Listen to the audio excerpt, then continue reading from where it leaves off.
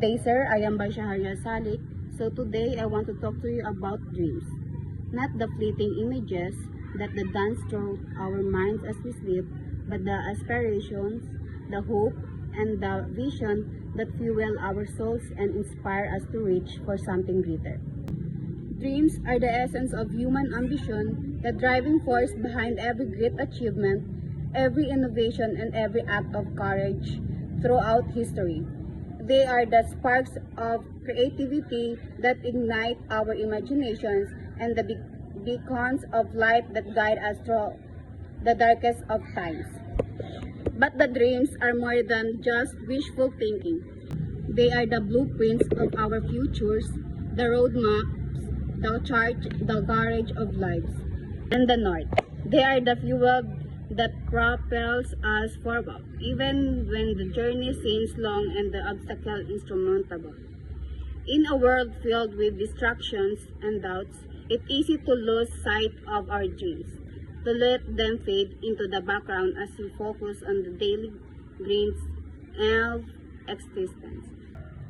But I urge you, do not let your dreams slip away. Hold them close to your heart, nurture them with passion and determination, and watch as they blossom into reality before your eyes. For it's our dreams that gives our lives purpose and meaning. They challenge us to push beyond our limits, to defy the status quo, and to embrace the unknown with open arms.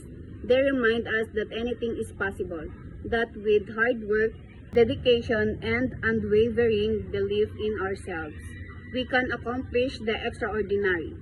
So let us dare to dream boldly and unapologetically. Let us dare to imagine a world where anything is possible, where barriers are broken, and where dreams are not just realized, but exceeded. And let us never forget that the power to turn our dreams into reality lies within each and every one of us. In the words of Walt Disney, all our dreams can come true if we have the courage to pursue them. So let us summon the courage, the resilience, and the unwavering determination to chase our dreams, to seize the opportunities that come our way, and to create a future that is beyond our wildest imagination.